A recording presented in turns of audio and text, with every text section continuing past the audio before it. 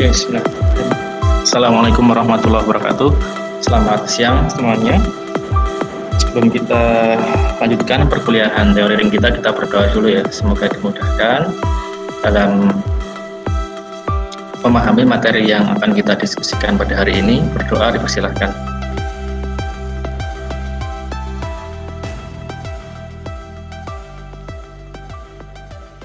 Baik.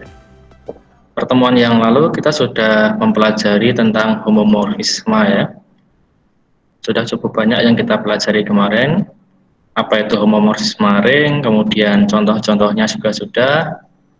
Kemudian homomorfisme yang ditambah sifat-sifat tertentu.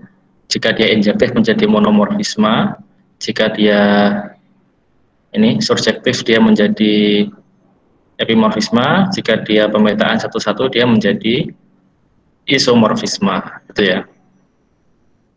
Nah, kemarin juga sudah kita pelajari sifat-sifat yang akan berlaku ketika kita punya fungsi f yang merupakan homomorfisme antara ring R ke ring R aksen, gitu ya. Kita akan punya 6 sifat ini yang akan berlaku jika f-nya itu homomorfisme. Yang pertama sampai yang sifat keempat ini kira-kira hampir sama dengan sifat yang berlaku pada homomorfisme grup, gitu ya. Jadi elemen netral akan dipetakan ke elemen netral di kodomen, kemudian inverse dari elemen A itu akan dipetakan ke inverse-nya dari petanya A, gitu ya. Jadi peta dari inverse-nya A itu adalah inverse dari petanya A. Kalau saya bilang peta itu maksudnya kawannya ya, kawan di kodomen itu maksudnya. Kemudian kita akan punya FR itu merupakan subring di dalam R, gitu ya. Kemudian FR itu maksudnya image atau daerah hasil atau range, gitu ya. Daerah hasil dari pemetaan dari homomorfisme F itu akan menjadi subring di R aksen. Kemudian jika R-nya adalah komutatif, ring komutatif, maka nanti daerah hasilnya itu juga akan menjadi karena dia subring otomatis dia juga ring ya, ring komutatif. Kemudian ketika R-nya itu diketahui adalah ring dengan identitas, gitu, maka kita akan punya ini R aksen juga akan punya identitas. Kalau F-nya homomorfisme, kalau domainnya itu adalah ring dengan elemen identitas, maka kodomennya juga harus punya identitas kalau F-nya itu homomorfisme. Nah, identitas di R aksen itu adalah peta dari identitas di R, gitu ya. Jadi kawan dari identitas di domain itu akan menjadi identitas di kodomen. Kemudian yang terakhir ini, jika A itu adalah elemen unit di domain, unit itu maksudnya punya inverse di domain, gitu ya. Berarti nanti peta dari A, kawan dari A itu di kodomen, FA itu di kodomen, dia juga akan punya inverse. Dia akan jadi unit juga. Nah, inverse dari FA itu tidak lain adalah peta dari inverse-nya A atau kawan dari inverse-nya A, gitu ya. Kemarin sudah saya jelaskan, nanti kalau bingung bisa Anda simak lagi pembelajaran sebelumnya. Nah, kalau image tadi FR itu, image atau range ini dari F itu adalah subring. Tapi kalau kernel itu adalah himpunan elemen-elemen yang dipetakan ke 0 di 0 aksen di R aksen maksudnya ya. Kernel ini tidak hanya sekedar subring, tapi dia merupakan ideal, gitu ya. Jadi kernel F itu merupakan ideal di domain. Sudah kita buktikan kemarin. Sudah saya jelaskan buktinya. Kemudian, nah ini kalau kita punya ideal I dari suatu ring R kemarin, kita bisa membentuk pemetaan natural. Pemetaan natural itu adalah pemetaan dari R ke R per I. R per I itu adalah ring faktor yang terbentuk oleh ideal dari R itu ya. Jadi pemetaan dari ring ke ring faktornya itu disebut dengan pemetaan natural. Salah satu contohnya kemarin adalah R ke R per kernel F itu, karena kernel F itu kan ideal ya. Karena kernel F itu salah satu contoh ideal itu adalah kernel F, maka pemetaan dari R per kernel F, gitu ya, itu merupakan pemetaan homomorfisme natural. Itu yang nanti akan kita gunakan untuk mendefinisikan teorema utama homomorfisme ring atau teorema fundamental dari homomorfisme ring.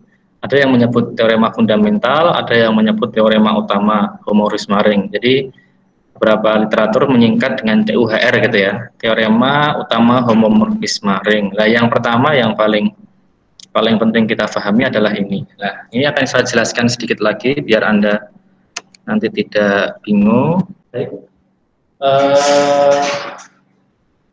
Kemarin begini ya, kita punya R di sini, saya jelaskan dari awal lagi nggak apa-apa, biar nggak bingung. Kemudian kita punya R aksen di sini, jadi ini ring R, ini ring R aksen, ya. Kemudian kita punya pemetaan F, homomorfisme ya, saya langsung pemetaan yang merupakan homomorfisme yaitu F ini dari R ke R aksen. Nah, pemetaan ini anggaplah ini belum tentu pemetaan yang subjektif gitu ya. Berarti dia daerah hasilnya berupa subset di R aksen. Jadi di sini daerah hasilnya ini FR di sini di dalam R aksen. Jadi FR ini adalah image atau daerah hasil dari F di R aksen. Kalau dia subjektif, FR akan sama dengan R aksen karena semua elemen di R aksen punya prapeta. Tapi kalau dia tidak subjektif, dia hanya berupa ini saja, berarti subring di R aksen gitu ya.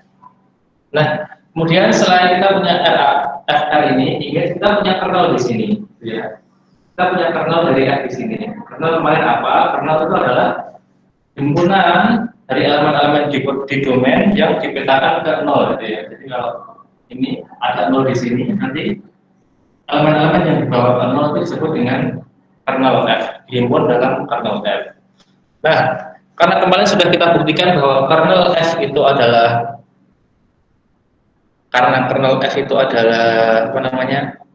ideal, sudah kita buktikan, maka kita bisa membentuk suatu pemetaan atau homomorfisme natural gitu ya. Jadi karena dia ideal, terlebih dahulu kita bisa membentuk ring faktor R per kernel F. Ya, jadi karena kernel F itu adalah ideal, ingat kemarin kalau kita punya ring, kita punya ideal, kita bisa membentuk ring faktor, ring yang dibagi dengan suatu idealnya. Nah, karena kernel ideal, bisa kita bentuk ring faktor R per kernel F juga, gitu ya. Nah, kemudian ini dari R ke R per kernel F itu bisa kita definisikan suatu pemetaan natural. Di buku ini dinotasikan dengan pemetaan naturalnya itu H ya di sini ya. Pemetaan naturalnya H, oke ya. Sorry, G deh. G adalah pemetaan natural dari R ke R aksen. Kalau H itu dari R per I ke R aksen. Oh sorry, jadi G. Pemetaan naturalnya G. Jadi di sini kita punya G. G berarti. G itu berarti pemetaan dari R ke R per kernel R, gitu ya. Ini pemetaan natural. Kemudian kita membentuk pemetaan lagi dari R per kernel R ke R aksen ini, gitu ya, ke sini. Kita membentuk pemetaan di sini, kita kasih pemetaan H namanya. Gitu ya. Nah, pemetaan H itu apa? Kita kan bisa kita cari dengan cara seperti ini, kira-kira sederhananya. Perhatikan di sini. Kalau F itu dari R ke R aksen, kemudian G itu dari R ke R per kernel F, kemudian H itu dari R per kernel F ini ke R, dan kita punya komposisi fungsi ini. Jadi F itu dia akan sama dengan apa ini? H bundaran G gitu ya. Jadi G dulu G dulu bekerja baru dilanjutkan oleh H. Nah, nanti berarti kita akan tahu kira-kira H itu apa gitu ya. Jadi kalau kita punya ini, jadi kira-kira ini. Jadi untuk setiap A elemen R gitu ya, berarti nanti FA itu kan akan sama dengan H bundaran G A. Jadi A dipetakan oleh G dulu ke sini, kita punya A di sini dipetakan oleh G ke sini. Jika kita punya A di sini menjadi apa? Menjadi GA, gitu ya. Nah, GA nanti dibawa ke sini. GA dibawa ke sini oleh H ini, dia harus sama dengan FA. Jadi kalau A-nya ini ke sini jadi FA ya. Betul? Ya, ini tak perpanjang biar enak lihatnya. Ini GA, gitu ya. Nah, kemudian ini GA dibawa oleh H ke FA ini karena dia fungsi komposisi kan, berarti kan gini, FA itu sama dengan ini. GA dibawa oleh H akan sama dengan FA ini lagi, gitu ya. Jadi membentuk segitiga seperti ini. Jadi nanti kalau ditanya misalkan begini, GA itu wujudnya apa sih, gitu kan? GA itu kan berarti wujudnya nanti menjadi suatu set, karena ini ngirim faktor, maka elemen-elemen di sini kan dia koset. Bentuknya nanti berarti kalau GA dibawa ke A per kernel F, itu kira-kira ya. Jadi kira-kira begini. Oleh ini A itu dibawa ke A per kernel F. Ini koset ya ini ya maksudnya. Ini elemen di dalam ini G, memang G. A itu seperti ini ya. Nah berarti nanti kan ini HGA itu akan sama dengan FA. Padahal GA itu kan dia A per kernel F gitu ya. Dia harus sama dengan FA. Gitu. Jadi definisi dari H-nya, definisi dari pemetaan H dari R per kernel F ke R aksen ini, jadi definisinya seperti ini. Atau kita singkat seperti ini ya. Untuk setiap A ini elemen R per kernel F ini, A bar ini, koset A ini dipetakan oleh H ke FA. FA itu apa Pak? FA itu suatu elemen di dalam R aksen. Suatu elemen di dalam R aksen yang dia merupakan peta dari A di sini, gitu ya. Hubungannya apa ya? Ada hubungannya. Tadi terbentuknya A bar ini, terbentuknya elemen koset A ini, A bar ini kan dari A di sini. Nah, berarti kalau A itu sudah punya peta FA di sini, nanti A barnya di sini, A bar itu maksudnya seperti ini ya. A garis atas ini akan dibawa ke FA yang di sini. Gitu. Jadi ini pemetaan HA ini. Nah, kita bisa nanti akan bisa kita tunjukkan bahwa pemetaan yang seperti ini dia merupakan homomorfisme. Dan yang kedua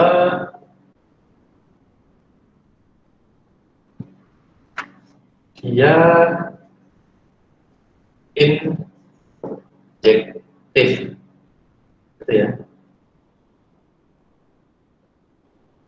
Yang ketiga dia subjektif jika hanya ini kita batasi dari R per kernel F ke FR saja, FR besar ya. FR besar itu berarti kita batasi kodomen dari H itu hanya pada ini, hanya pada FR-nya saja, bukan pada aksen, dia akan subjektif gitu. Berarti kalau kita kumpulkan tiga sifat ini, dia menjadi apa? Disebut dengan isomorfisme. Karena H itu isomorfisme, padahal H itu kan ini ya. H itu kan dari R per kernel F ke FR. Dengan demikian kita akan punya yang disebut dengan teorema utama tadi itu. Nah ini, bawah ini.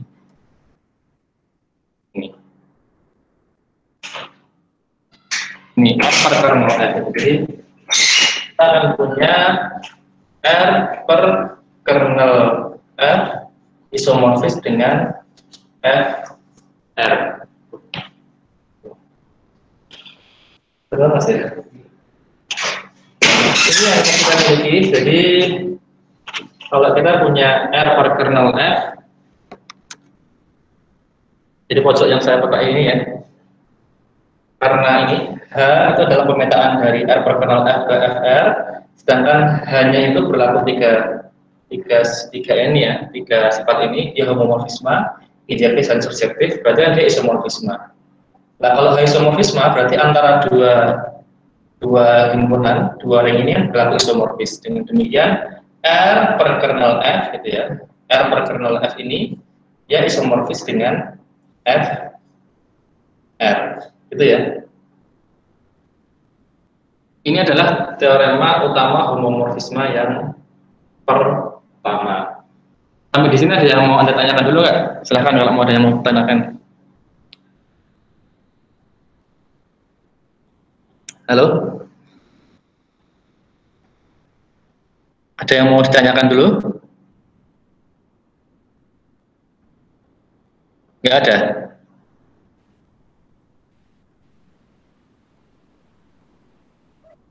Halo? Diam semua ya? Masih menyimak nggak? Belum, Pak. Masih, Pak. Ada yang mau tanyakan? Nggak ada? Belum itu karena masih berusaha memahami atau karena sudah paham? Berusaha, Pak. Sudah paham ya? Berusaha, Pak. Oh, ada yang sudah paham, ada yang baru berusaha memahami, ya nggak apa-apa. Sorry, ini yang isomorfis ini bukan FA-nya loh ya, Cah ya. Hanya ya, maksudnya HA yang didefinisikan seperti itu. HA itu dan apa namanya dibawa ke FA ini, hanya ini yang berlaku. Jadi ini yang berlaku isomorfisme itu maksudnya hanya ini loh. Ini yaitu isomorfisme, bukan FA-nya ya. Nah, karena hanya H ini isomorfisme dari R per kernel F ke FR, maka kedua struktur ini dia isomorfis. R per kernel F isomorfis dengan FR. Jadi ini isomorfis dengan yang di dalam ini. Ini ya. Isomorfis maksudnya apa? Dia seolah-olah sangat mirip gitu ya. Berarti nanti kalau dia isomorfis, elemen-elemen di sini banyaknya sama dengan elemen-elemen di sini. Banyaknya harus sama. Kalau nggak sama nggak bisa isomorfis gitu ya. Banyaknya sama, kemudian sifat-sifatnya kira-kira sangat mirip sekali. Kalau ada elemen di sini A, di sini temannya itu suatu A aksen itu. Kalau A punya elemen A inverse, berarti nanti di sini punya A inverse aksen inverse. Kalau di sini saling inverse, di sini juga saling inverse antara kedua ini gitu. Kira-kira seperti itu. Yang namanya isomorfis itu berarti dia semacam kembar identik lah gitu kira-kira. Sangat sebelah elemen-elemennya sama, sifat-sifatnya sama dan sebagainya. Itu kira-kira. Itu yang pertama. Nah, Pak, manfaatnya apa sih Pak kita belajar ini? Kalau manfaat secara langsung di dunia nyata, jangan tanya dulu. Kita sudah sering katakan nanti manfaatnya salah satunya di bidang IT gitu ya. Kriptografi itu menggunakan refaktor, lapangan berhingga. Tapi kalau manfaat ini ya kita baru bicara nanti manfaat di ilmu matematika juga gitu ya. Manfaatnya nanti untuk membuktikan isomorfisme dari dua buah struktur gitu ya. Jadi kalau kita ingin membuktikan dua buah struktur itu isomorfis, ada dua cara. Ini kita hapus dulu ini.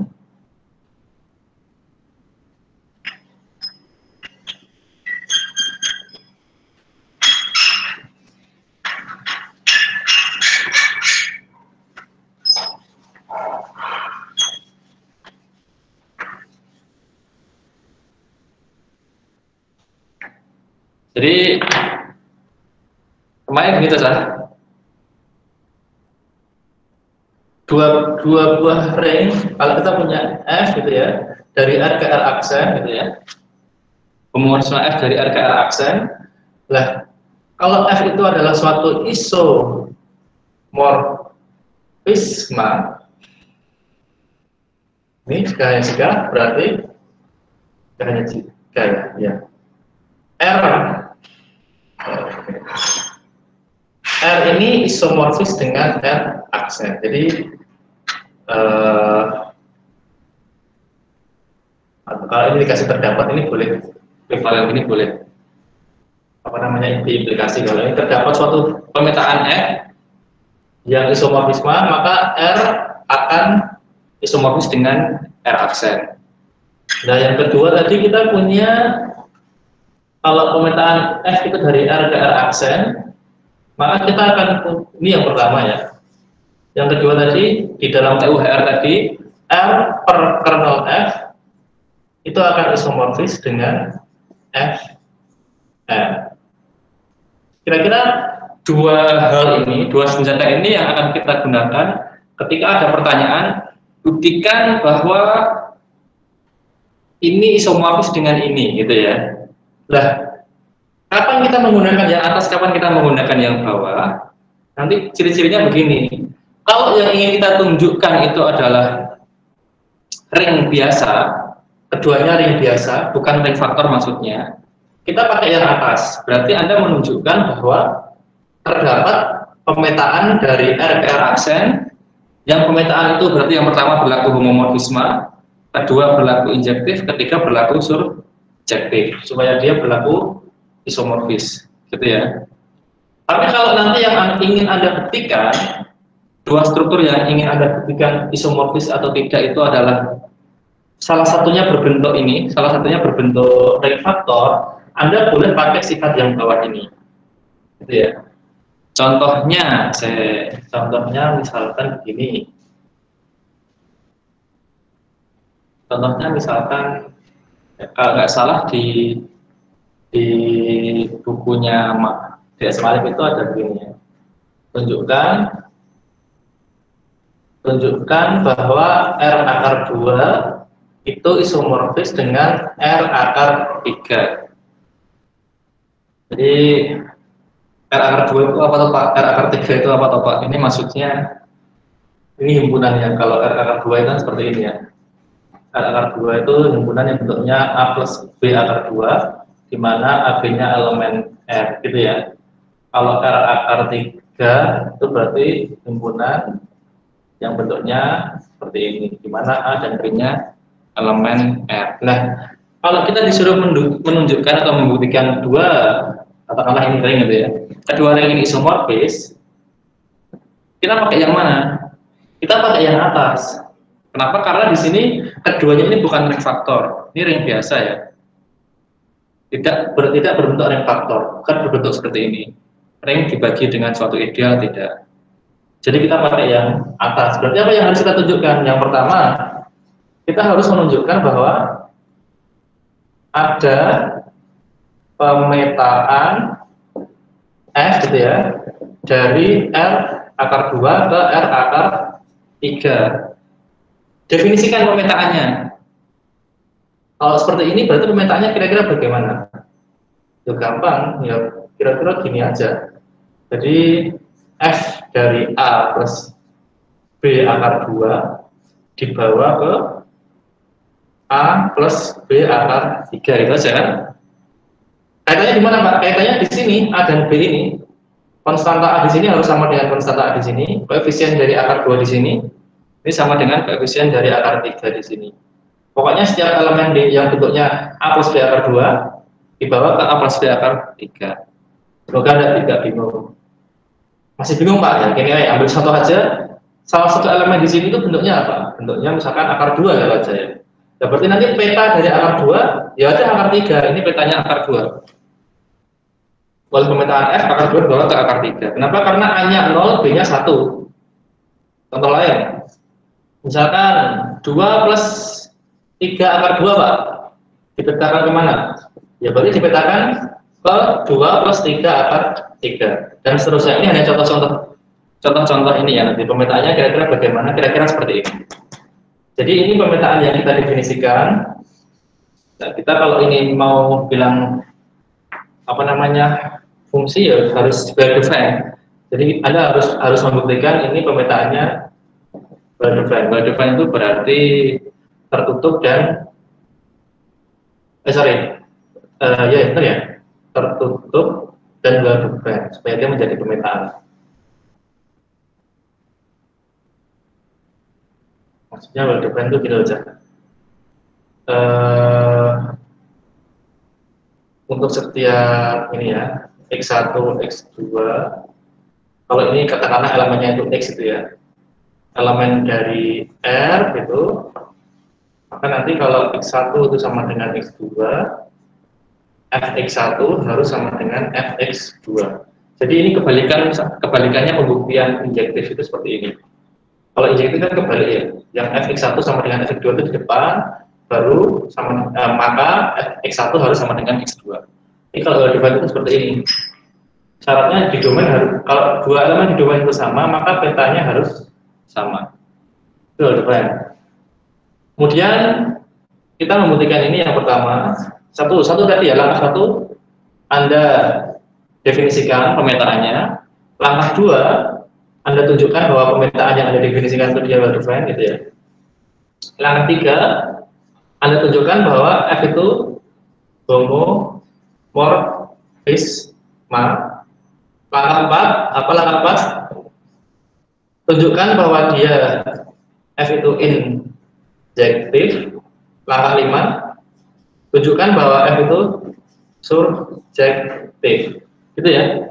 Injektif kebalikannya ini. Berarti kalau Fx1 itu sama dengan Fx2, harus kita peroleh X1 harus sama dengan X2. Surjektif apa? Ini kalau katakanlah F itu dari R ke R aksen, ben cepet tulis ya. Surjektif berarti untuk setiap R aksen elemen di R aksen besar gitu ya, harus terdapat R elemen di R, demikian sehingga FR dibawa ke R aksen. Maksudnya semua elemen di kodomain harus punya prapeta gitu ya. Harus punya prapeta di domain sehingga R itu dibawa ke R aksen itu. Maksudnya bahasa sederhananya dulu kalau di SMP atau di SMA itu elemen di kodomain harus habis punya kawan semua, punya prapeta semua. Jadi ini kalau kita ingin membuktikan dua buah himpunan itu isomorfis, ya, jadi dua buah ring, misalnya dua buah struktur ring katakanlah di sini ya, isomorfis, tapi ringnya tidak berbentuk ring faktor, ring biasa seperti ini, kita pakai yang atas ini. Jadi harus terdapat terdapat pemetaan yang isomorfisme di antara keduanya. Gitu ya. Ini pemetaannya apa? Definisikan dulu, tunjukkan dia well defined, tunjukkan dia homomorfisme, dieling ya homomorfisme. Kalau ring itu berarti kalau Fx1 plus Fx2 harus sama dengan Fx1 plus Fx2. Kalau Fx1 kali x2 harus sama dengan Fx1 kali Fx2. Itu kalau ring, mengawetkan operasi penjumlahan dan mengawetkan operasi perkalian. Gitu ya, itu homomorfisme. Terus buktikan dia injektif, buktikan dia surjektif. Kalau dia sudah homomorfisme dan injektif surjektif, maka dia menjadi isomorfisme. Kalau F isomorfisme, berarti antara ini dan ini isomorfis. Maka ini terbukti ya. Silahkan nanti kalau mau buat latihan, Pak sudah kebanyakan latihan soalnya tugas ya, silahkan saya tugas. Ini hanya clue ya, apa namanya, kalau ada soal seperti ini, penyelesaiannya langkah-langkahnya seperti ini tadi, kira-kira seperti itu. Boleh saya hapus ya? Saya hapus dulu. Kemudian, Pak, yang bawah ini kira-kira pembuktian yang bagaimana? Digunakan untuk membuktikan soal yang bagaimana. Ini saya hapus dulu. Semoga Anda sudah sempat nyatet, kalau enggak ya nanti semoga saya bisa rekamannya. Kalau enggak direkam di kepala Anda sendiri-sendiri. Yang kedua, apabila yang disuruh membuktikan adalah isomorfisme antara dua ring, yang salah satunya atau keduanya juga bisa berbentuk ring faktor. Misalkan tunjukkan, semoga yang saya kasih contoh ini bukan bagian dari tugas. Saya nggak hafal tugas yang diberikan Pak Sis. Tunjukkan misalkan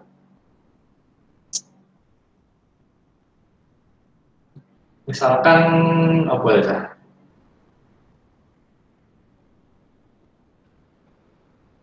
Z per 3Z ya. Itu isomorfis dengan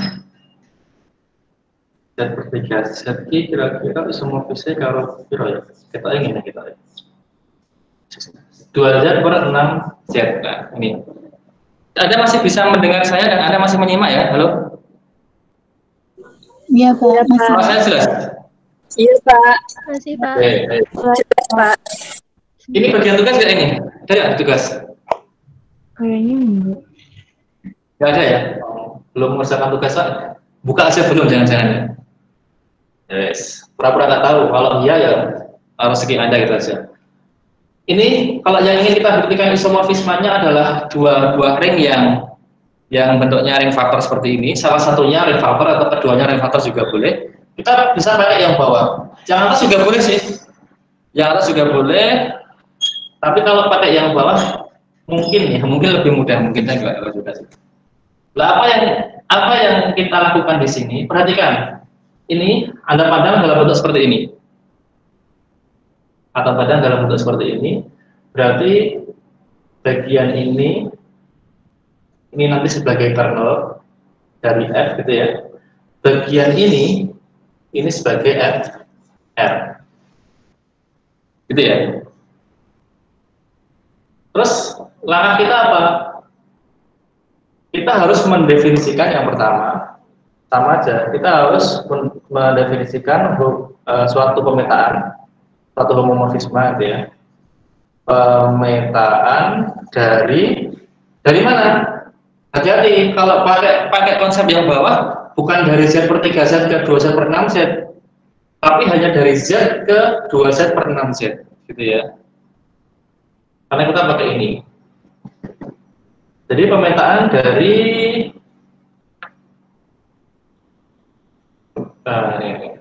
pemetaan F, langsung aja F dari Z ke 2Z per 6Z, gitu ya.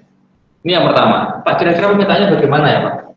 Z itu elemennya kan bilangan bulat saja ya. 2Z per 6Z itu kan elemennya berarti bilangan genap yang ditambah dengan ini ya, tambah dengan himpunan 6Z ya. Katakanlah misalkan untuk setiap A elemen Z, nanti A itu dibawa ke misalkan 2A plus 6Z, ini misalnya ini ya. Oh, ini mungkin ya ini sama aja. Yang pertama, kalau kita sudah definisikan pemetaannya, tunjukkan dia well defined kayak tadi. Yang kedua, tunjukkan dia homomorfisme. Langkah ini masih sama. Nah, setelah itu ya ini hati-hati. Setelah itu adalah kita menunjukkan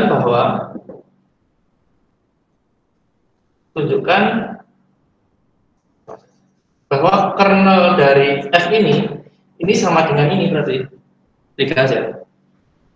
Sama dengan 3Z. Dia pola ini tunjukkan. Tunjukkan bahwa kernel F itu sama dengan 3Z. Ambil sembarang elemen dari 3Z. Apakah dia dipetakan ke 0 atau tidak, gitu ya. Kalau semua elemen dari 3Z itu dipetakan ke 0, berarti dia adalah kernel F, gitu ya. Atau Anda buktikan dengan cara lurus, maksudnya definisikan kernel F itu berarti apa? Berarti sembarang elemen di sini yang dibawa ke 0 di sini. Ingat, 0 koset itu berarti 0 plus 6Z, gitu ya. Berarti adalah 6Z. Nah, berarti A-nya berapa supaya dibawa ke 6Z? Kalau ini dikalikan dengan 2, berarti kan A di sini kelipatan 3. Ya enggak? Kalau A-nya di sini kelipatan 3, misalkan di sini adalah 3B, itu katakanlah 3B. Kan jadinya nanti jadi gini, 2 kali 3B. Misalkan 3B misalkan, F dari 3B itu kan kode karo gini bisa. 2 kali 3B plus 6Z. 2 kali 3B ini selalu 6B bentuknya. 6B plus 6Z. Nah, 6B berarti kelipatan dari 6.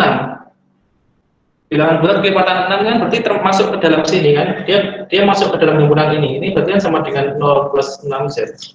Nah, berarti sembarang elemen kelipatan 3 itu akan dibawa ke 6Z. Nah, demikian 3Z ini kan kernel. Berarti ini benar kayaknya.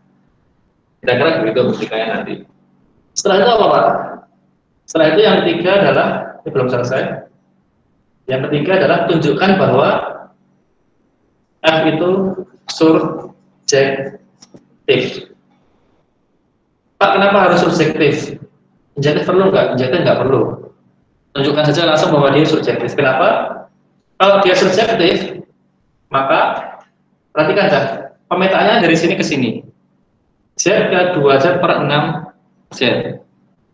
Padahal kalau tadi kita lihat di sini kan pemetaan F dari R ke R aksen gitu ya. Dia isomorfis tidak dengan R aksen. Dia isomorfisnya hanya dengan FR saja. Harusnya kan bunyinya begini, apa namanya? R per kernel F itu isomorfis dengan R aksen, itu harusnya supaya ini terbukti kan. Tapi di sini ternyata teorema utamanya bunyinya hanya isomorfis dengan FR gitu. Bukan R aksen langsung, bukan kodomennya, tapi hanya image-nya saja. Image dari F, bukan kodomen dari F. Lah, kapan kodomen itu sama dengan image gitu kan ya? Kapan kodomen sama dengan image? Kodomen akan sama dengan image itu ketika fungsinya surjektif. Ya merasa?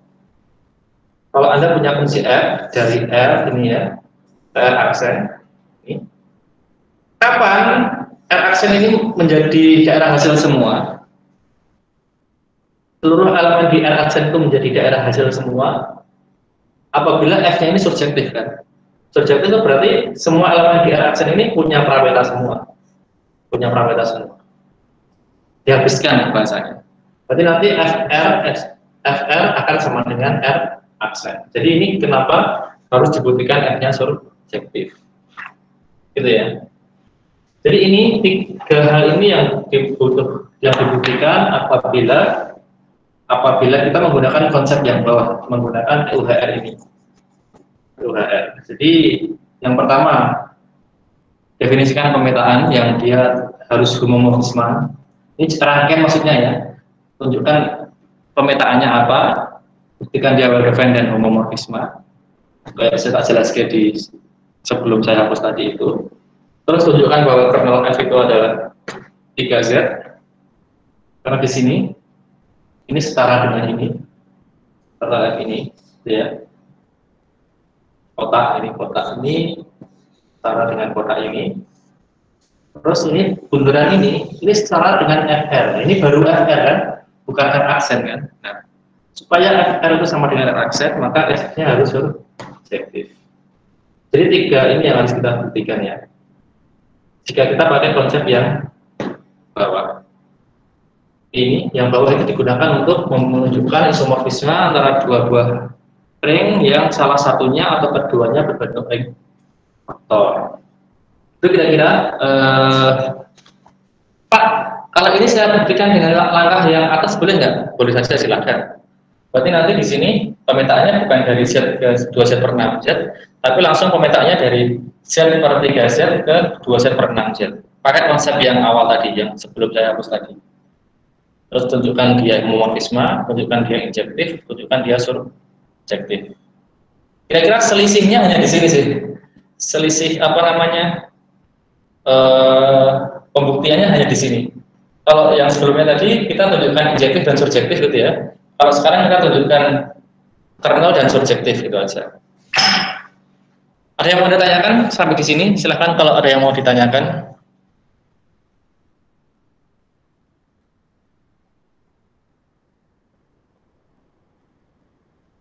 Ada yang mau ditanyakan? Pak, mau tanya, Pak. Silahkan. Siapa ini ya? Saya, Pak. Amron tuh, gak ketok sing ngomong. Ini yang terakhir tadi itu sampai 3 itu membuktikan isomorfik ya, Pak? Sampai 3 ini? Iya, sampai 3 itu isomorfis ya, Pak? Enggak. Ini hanya subjektif saja. Enggak, maksudnya dari 1 sampai 3 itu loh, Pak. Iya, dari 1 sampai 3 ini, kalau ini terpenuhi semua, kalau terpenuhi bahwa ada pemetaan F dari Z ke 2Z per 6Z, yang kernel dari F itu adalah 3Z, kemudian F itu adalah surjektif, maka nanti terbukti isomorfis ini. Z per 3Z isomorfis dengan 2Z per 6Z. Dengan konsep teorema utama homomorfisme ini. Itu maksudnya, Mas. Iya. Ya, udah, Pak. Makasih, Pak. Kemudian nanti ada teorema korespondensi ini Jadi sederhananya begini sih, kalau apa namanya, F itu homomorfisme yang ini ya, subjektif dari R ke R aksen, kemudian R-nya memuat kernel F, dan ideal dari R aksen ini sehingga I adalah ideal di R yang memuat kernel F. Jadi ada ideal I di dalam R yang memuat kernel F. Nanti peta dari ideal I gitu ya. Peta dari himpunan itu berarti bentuknya juga himpunan ya. I itu dipetakan oleh F ke himpunan FI. Maksudnya ini FI besar ini maksudnya elemen-elemen di kodomen yang memuat kawan-kawannya elemen-elemen di dalam I, itu maksudnya seperti itu. Nanti FI-nya itu juga merupakan ideal di R aksen gitu ya. Jadi kalau ideal nanti petanya juga ideal di R aksen. Sebaliknya nanti kalau I aksen itu suatu ideal di R aksen, maka F inverse dari I aksen itu juga ideal di R gitu ya, corresponding ideal yang terkait itu maksudnya. Jadi kalau sederhananya gini, sederhananya kalau ini R, ini R aksen, ini adalah homomorfisme dari R aksen gitu ya. Di sini ada ideal I itu memuat kernelnya F gitu ya. Di sini nanti yang I itu dipetakan ke FI. Nah, kalau ini ideal di R, nanti petanya ini, himpunan petanya ini, jadi FI ini juga merupakan ideal di R aksen. Sebaliknya kalau kita punya suatu ideal, dibalik sekarang cara pandangnya dibalik, kita bicara dari yang bagian kodomen dulu.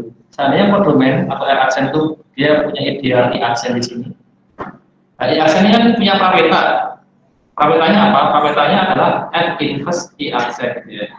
Nah, kalau I aksen itu adalah ideal di kodomen, nanti prawetanya yaitu F inverse F aksen itu merupakan ideal di domain. Itu maksudnya teorema korespondensi tadi ya. Itu kemudian,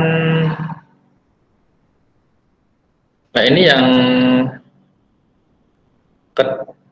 corollary atau akibat 8317 ini dengan teorema 8318 ini disebut dengan, beberapa kadang menyebut dengan teorema utama homomorfisme yang kedua, dan ini teorema utama homomorfisme yang ketiga gitu ya. Jadi ini mungkin perlu saya jelaskan pakai papan sedikit ya. Kita punya R di sini, ring R, kemudian kita punya I1 dan I2, yang satu termuat di dalam yang lainnya. Tadi yang lebih besar apa tadi? I1 termuat di I2 ya. Jadi I1 yang bagian dalam ini I1, yang luar ini I2 gitu ya. I1 subsetnya I2. Kemudian kita akan punya itu. Ingat kemarin kalau kita punya ideal dan kita punya ring faktor gitu ya. Kita punya ring. Karena kita punya ring R, kita punya dua buah ideal di dalamnya, yaitu I2 dan ideal I1. Nah, kita bisa membentuk dua buah ring faktor nanti jadinya kan.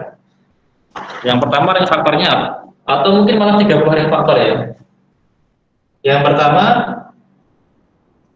ring faktor R per I1 karena I1 ideal di R. Yang kedua, kita bisa membentuk ideal ring faktor R per I2 karena I2 juga ideal di R gitu ya. Terus kalau dia ideal itu kan subring yang punya sifat khusus ya. Ideal itu juga subring. Kalau subring berarti dia juga bisa berdiri sendiri dipandang sebagai suatu ring kan gitu. Berarti I2 itu bisa kita pandang sebagai suatu ring yang di dalamnya punya ideal I1 gitu ya. Jadi kita bisa memandang I1 itu adalah ideal dari ringnya I2. Berarti kita yang ketiga bisa membentuk ring faktor I2 per I1. Ringnya I2, ideal di dalamnya adalah I1. Jadi kita punya tiga buah ring faktor ini yang terbentuk R per I1, R per I2, dan I2 per I1. Nah, berarti kan di sini yang ada, kalau kita sudah bicara ring faktor ini, yang ada kaitannya yang mana? Yang ada kaitannya yang ini sama ini kan? Perhatikan. Ini kan sama-sama difaktorkan oleh I1 ini. R difaktorkan oleh I1, I2 difaktorkan oleh I1 kan? Nah, karena I2 itu jelas lebih kecil dari R, berarti kan nanti I2 per I1 itu kan subset dari R per I1. Jadi I2 per I1 itu range faktor di dalam R per I1. Dan ternyata I2 per I1 itu dia tetap ideal. Jadi ini ideal faktor gitu ya. Ideal bentuknya pemfaktoran seperti ini. Dia ideal di dalam range faktor ini. Dengan demikian, dari dua ini kita bisa membentuk range faktor yang baru lagi, yaitu bingung, R per I1 difaktorkan oleh I2 per I1. Jadi range faktor yang lebih besar difaktorkan oleh range faktor yang lebih kecil, yang dia juga sekaligus ideal di dalam ini. Itu ya. Nah, ini akan isomorfis dengan yang tengah ini. Dia akan isomorfis dengan R per I2. Nah, itu bunyinya apa namanya, atau yang sering disebut dengan teorema utama homomorfisme yang kedua tadi. Jadi akibat ini ya, akibat 8317 tadi ini. Jadi R per I1 dibagi atau difaktorkan dengan I2 per I1 akan sama dengan R difaktorkan oleh I2. Ini ya. Ini kira-kira gambarannya seperti ini. Dan yang terakhir, kalau kita punya I dan J, dua buah ideal di dalam ring R gitu ya. Kalau ini idealnya tidak satu berada di dalam yang lain, tapi duanya saling beririsan. Jadi kalau mau dikasih gambaran, kira-kira begini. Kita punya ring R, kita punya dua buah ideal, di dalamnya tadi saling beririsan, yaitu I dan J. Irisannya di sini ya. Ini kan I irisan dengan J ya. Nah, perhatikan di sini. Ini ringnya, dua idealnya adalah ideal I dan ideal J. Kemudian kedua itu saling beririsan. Kalau sebelumnya tadi kan satu di dalam yang lain, satu di dalam ideal I2. Kalau di sini antara ideal I dan ideal J itu tidak satu di dalam yang lain, tapi dia saling beririsan saja. Nah, nanti kita akan punya ini ya, karena I irisan J, ingat dulu dua buah ideal diiriskan tetap ideal, berarti kita bisa memandang yang kecil ini adalah ideal di dalam I, berarti kita bisa membentuk range faktor I per I irisan J. Ya. Nah, kemudian selain itu, kalau kita punya dua buah ideal, tambah penjumlahan dari dua ideal itu I plus J, Anda bisa cek ya, ini tetap ideal kayaknya ya, kemarin ada sifat kayak gitu. Nah, dan dia ideal yang lebih besar dari salah satu di antara keduanya kan. Dia ideal yang lebih besar dari I, dia juga ideal yang lebih besar dari J. Berarti kita juga bisa membentuk ring faktor ini. Jadi karena J itu di dalam I plus J ya. Karena ini yang terbentuk oleh jumlahan kedua ideal itu lebih besar dari J sendiri, maka kita bisa membentuk ring faktor I plus J per J. Dan nanti kedua ini akan isomorfis. Jadi I per I irisan J itu akan isomorfis dengan I plus J per J. Ini ya. Pak, kalau mau buktikan bagaimana? Buktikan pakai konsep tadi. Anda tunjukkan pemetaan gitu ya. Pemetaan F dari I ke pakai TUHR1 tadi ke I plus J per J, bikin pemetaannya, tunjukkan dia homomorfisme, tunjukkan bahwa kernel dari F yang seperti ini itu adalah I irisan J, dan yang ketiga tunjukkan bahwa F itu adalah surjektif. Nah, nanti ini akan terbukti. Silakan kalau ada ditanyakan, sampaikan. Izin bertanya, Pak. Silakan, Pak. Ini siapa ya? Siti Umul, Pak. Monggo, Pak. Yang apa? Yang baru saja itu, Pak. Yang di papan yang atas itu, Pak. Itu untuk pembuktiannya bagaimana, nih, Pak? Ini ya, kalau misalnya disuruh membuktikan yang seperti ini ya. Iya. Kira-kira mirip yang bawah tadi. Anda bisa buktikan menggunakan konsep UHR tadi kan? Anda definisikan pemetaannya dari F, berarti dari sini kan? Dari yang ini ke belakang sini. Dari R per I2 ini ke ini 1 ya. Dari 1 ini ke R per I2. Tunjukkan bahwa dia ini homomorfisme ya. Tunjukkan bahwa dia homomorfisme. Yang kedua, tunjukkan bahwa kernel dari homomorfisme F ini tadi yang ada. Ini tuh berikan definisinya dulu ya. Berikan definisinya. Definisi dari ini ke sini itu bagaimana gitu maksudnya. Setiap elemen di sini itu dibawa ke elemen di sini yang seperti apa itu kira-kira. Kayak aku kayak bukti-bukti yang sebelumnya tadi itu loh. Saat saya memberikan contoh kepada Anda Z per Z3 dibawa ke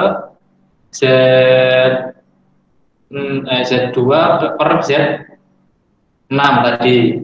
Atau saat saya memberikan contoh kepada Anda Z akar 2 ke Z akar 3 itu harus definisikan. Pemetaannya bagaimana? Setiap elemen di sini itu dibawa ke bagaimana gitu ya. Terus setelah Anda definisikan pemetaannya, Anda tunjukkan dia homomorfisme, well defined dan homomorfisme.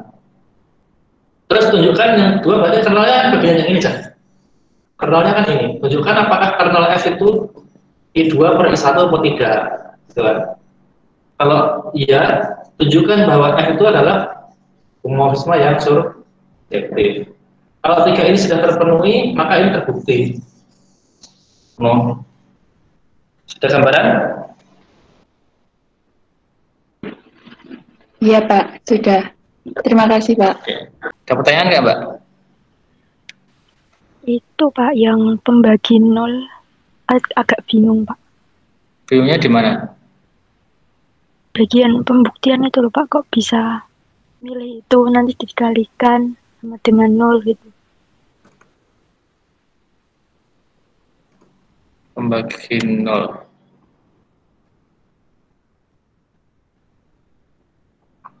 Bagi nol materi sing nggon papiro to.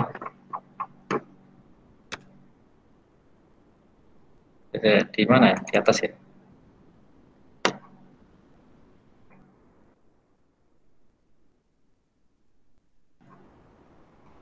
Pembagi nol.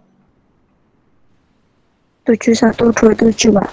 7127. Oke, ini kenapa, Mbak? Oh ya ini. Sing Anda bingungkan bagaimana, Mbak? Dulu kan ada contoh yang Z6 itu, Pak. Iya. Diambil yang dua strip. Terus? Tidak sama dengan 0, sama 3 tidak sama dengan 0.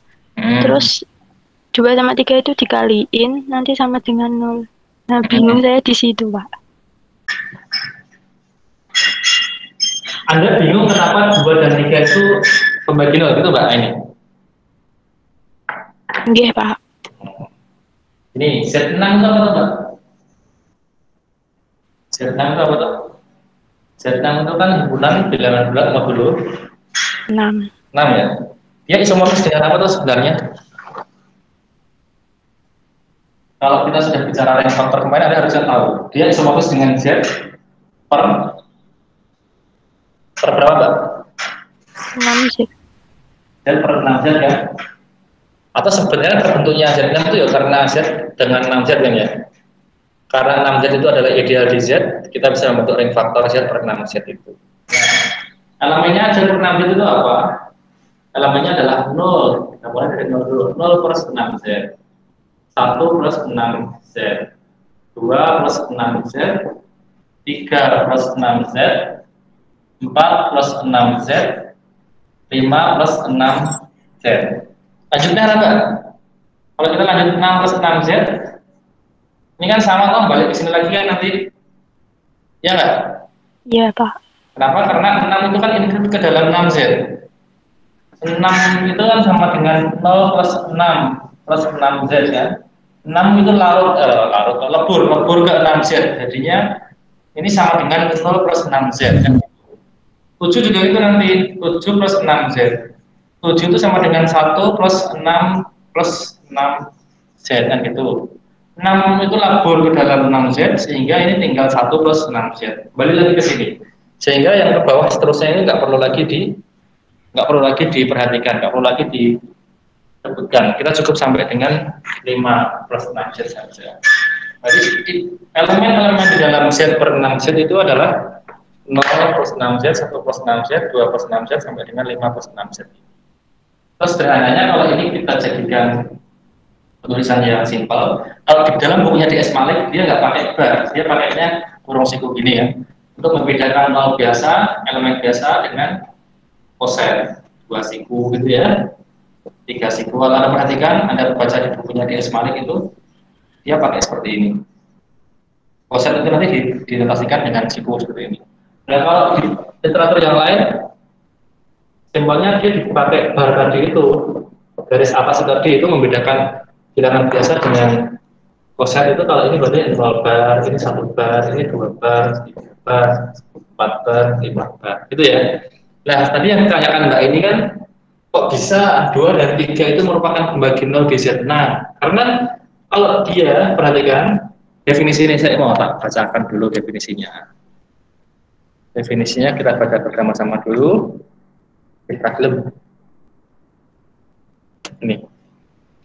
Suatu elemen tak nol gitu ya, a non-zero element, berarti suatu elemen tak nol A di dalam ring R disebut dengan divisor, zero divisor atau pembagi nol jika terdapat B, demikian hingga B itu tidak nol juga. Berarti yang pertama, A tadi tidak nol dulu, ini kan A itu kan non-zero element, berarti A itu tidak nol. Terus B-nya, B itu juga tidak nol, ini B tidak nol. Tapi kalau dikalikan AB atau BA, ini berarti boleh salah satunya, boleh keduanya, sama dengan 0 kan gitu. Berarti A itu disebut pembagi 0 jika dia punya pasangan B yang juga tidak 0. Tapi kalau dikalikan keduanya sama dengan 0. Nah, perhatikan di sini sekarang. Kita cari pembagi 0 di Z6. Kemarin saya kasih contoh 2 dan 3. Kenapa? 2 itu 0 bukan, Mbak? Bukan, Pak. 2 itu kan tidak 0, itu ya. 3 0 bukan? Bukan. Tidak 0. Jadi 2 itu punya pasangan 3. Sehingga kalau dikalikan, kalau kita kalikan 2 kali 3, ini pengalian otomatis perkalian di dalam modulo 6 kan ya. Jadi itu maksudnya 2 bar itu apa sih? 2 bar kan 2 plus 6 Z sebenarnya. 3 bar itu apa sih? 3 plus 6 Z. Itu kan ya. Definisi perkalian antar pusat apa? Kalikan aja bilangannya, nggak perlu 2 kali 3, 2 kali 6Z, 6Z kali 3, 6Z kali 6Z, nggak perlu ya, muat itu. Definisinya sudah saya jelaskan dulu waktu saya menjelaskan di ring faktor. Kalau kita punya 2 buah elemen yang 2 buah pusat, mohon maaf, itu tinggal dikalikan ininya aja. Berarti ini sama dengan 2 kali 3 itu 6 plus 6Z. 6 plus 6Z itu berapa sih, Mbak? 0 plus 6 plus 6Z. Berapa? 0 plus 6 plus 6Z. 0 plus 6 plus 6Z itu sama dengan apa? 6Z. Nah, ini kan sama dengan 6Z itu sendiri, atau sama dengan 0 kan sebenarnya? Iya, Pak, Pak? Iya, Pak. Nah, bersama bro maksudnya ya?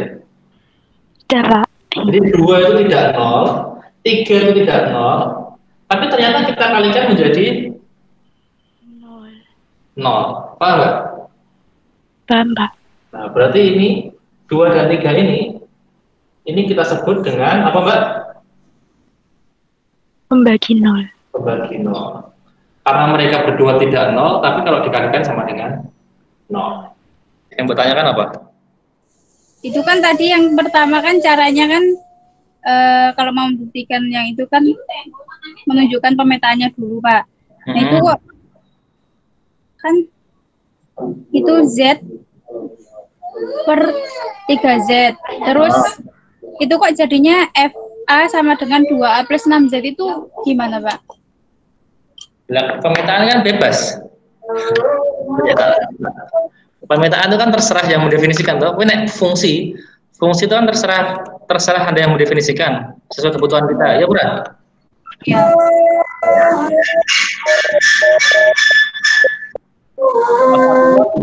Z per 3Z ke 2Z per 6Z mau ya? Ya. Waktu saya tadi ini tadi ya, Z per 3Z ke 2Z per 6Z tadi ya? Iya, Pak, 2Z per 6Z. Nah, kan yang didefinisikan, kita kan ingin buktikan pakai konsep TUHR loh.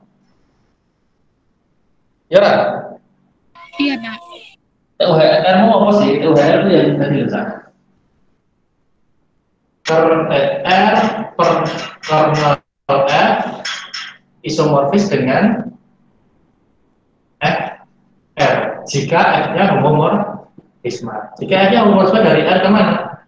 R ke R aksen itu homomorfisme. Kita pakai konsep ini kan? Kita pakai konsep ini, berarti kan ini setara dengan apa? F-nya itu bukan dari R per kernel F ke R aksen, bukan, tapi dari R-nya saja ini. Ke R aksen. R aksen itu berarti sebenarnya dia ring yang memuat FR kan ya. Ring di luarnya FR. Kalau FR-nya di dalam berarti R aksen itu sebenarnya di luarnya. Maka tadi supaya dia menjadi isomorfis dengan R aksen, nanti F-nya itu harus surjektif supaya FR-nya ini menjadi R aksen. Berarti definisinya tadi F-nya itu dari Z ke 2Z per 6Z. Benar, Mbak? Ya, Mbak? Iya. Makanya didefinisikan untuk setiap A elemen Z, ya pendefinisian fungsi itu seperti ini. Setiap A elemen domain dibawa kemana? Jadi FA dibawa ke 2A plus 6Z. Benar toh? Ya. Ini. Itu 2A plus 6Z itu berarti karena yang kodomennya itu kan, Pak? Karena kodomennya bentuknya ring faktor seperti ini. Ring faktor 2Z per 6Z, berarti kan elemen-elemen dalam 2Z per 6Z kan bentuknya koset. Iya. Kosetnya bentuknya seperti apa? Koset yang ditambah dengan himpunan 6Z kan? Iya. Ya. Iya, Pak. Terus Pak, ini kenapa harus 2A? Ya, ini intuisi, ini semakin Anda sering belajar, Anda semakin pinter. Kenapa harus 2A? Ya, senengnya ini 2Z aja. Ini Z itu sembarang bilangan bulat. 2Z, berarti kan kelipatan 2 dari bilangan bulat. Ya, ben jadi kelipatan 2, kalau ini A ya dibawa ke 2A, itu aja, ben paling simpel. Paham nggak maksudnya? Atau apa yang saya ingin tanyakan? Iya, Pak, paham. Pak, itu bisa dikasih contoh yang lain nggak, Pak? Yang tadi ditanyain sama Niti. Maksudnya gimana, Mbak? Contoh misalnya soal yang lain. Soal yang lain ya tak kayak sing gampang maksudnya, gampang dimengerti lah ya? Ya. Iya. Oke, sing gampang dimengerti ya mau. Sing sebelumnya tak kasih contoh buat contohnya si ini tadi itu yang kita gunakan untuk definisi pembagi nol tadi itu yang paling mudah. Jadi kalau buktikan bahwa Z6 itu isomorfis dengan Z per 6Z. Itu nanti gampang kan? Z6 itu isinya apa tadi? 0, 1, 2, 3, 4, 5. Ini isinya 0 plus 6Z, 1 plus 6Z. Ini kan salah satunya ring faktor. Ya, kalau seperti ini aja bingung, woy. Kalau bentuknya teorema homomorfisme itu yang bagian kernel yang ring faktor sebelah kiri, ya itu tinggal dibalik aja. Yang namanya isomorfisnya kan bolak-balik ya. Ini isomorfis dengan ini, berarti ini isomorfis dengan ini juga. Ya. Berarti boleh kita tulis Z per 6Z itu isomorfis dengan Z 6 kan atau? Nah, berarti nanti kita tinggal mendefinisikan dengan teori ini. Kita ingin membuktikan ini sama dengan ini, berarti definisikan pemetaan dari Z ke Z 6, gitu kan? Buktikan dia homomorfisme. Yang kedua, buktikan bahwa kernel F itu berapa? Berarti kernel F-nya ini? Halo? 6Z. Nah, 6Z itu sebagai kernel dari pemetaan yang ini nanti. Terus buktikan bahwa F itu adalah Z. Terus pemetaannya bagaimana, Pak? Pemetaan dari Z ke Z6 itu piye? Z6 kan notasinya mau kan? 0 bar itu kan berarti pemetaannya nanti bagaimana, Pak? Pemetaannya ini baik, untuk setiap A elemen Z, A dipetakan ke A modulo 6 itu. Berarti FA itu dipetakan ke A modulo 6. Maksudnya gimana, Pak? Maksudnya berarti Z6 itu kan modulo 6. Berarti kalau kita punya F1, 1 modulo 6 ya 1. 2 ya 2. 7, Pak. 7 modulo 6 ya. Balik ke 1 lagi, yang gitu dong. F6. 6 modulo 6 ya 0 berarti gitu. Paham nggak maksudnya? Itu contoh lain, kalau ada yang minta contoh lain. Definisi pemetaannya yang mana, Pak? Ya ini tadi pemetaannya, yang FA sama dengan A modulo 6, ini definisinya. Jadi kalau setiap elemen di Z ya dimodulukan 6 saja, petanya adalah modulonya dia terhadap 6 gitu. Paham? Jadi Paham, Pak. gimana, Pak? Paham nggak? Paham. Nah, dan mendefinisikannya ya tadi perlu jam terbang, perlu Anda latihan. Pemetaannya dari mana ke mana. Tinggal dilihat aja sebenarnya kok. Pemetaan dari himpunan apa ke himpunan apa itu kan. Z himpunannya bilangan biasa berarti A. 2Z per 6Z berarti ini himpunan elemen-elemen di dalam 2Z ditambah himpunan 6Z. Tinggal gitu aja kan. Terus ini Z bilangan bulat biasa. Z6 itu bilangan bulat modulo 6. Ya sudah berarti A dipetakan ke A modulo 6 gitu aja. Jadi tidak terlalu sulit sebenarnya mendefinisikan pemetaannya. Nanti pasti Anda bisa membuktikan bahwa kernel F itu 6Z. Kenapa? Karena setiap kelipatan dari 6 atau elemen-elemen dalam 6Z itu kan pasti dibawa ke 0. Ya benar? Ya enggak? Setiap kelipatan dari 6 oleh pemetaan ini kan dibawa ke 0 toh? Ya enggak, Pak? Halo? Ya enggak? Iya. Oh, balapan KKB. Jadi ada cilik ya? Terus dia surjektif berarti setiap elemen di Z6 itu punya prapeta, jelas 0 sampai 5 bar itu 0 bar sampai 5 bar kan punya prapeta semua. Jadi ini bisa dibuktikan nanti.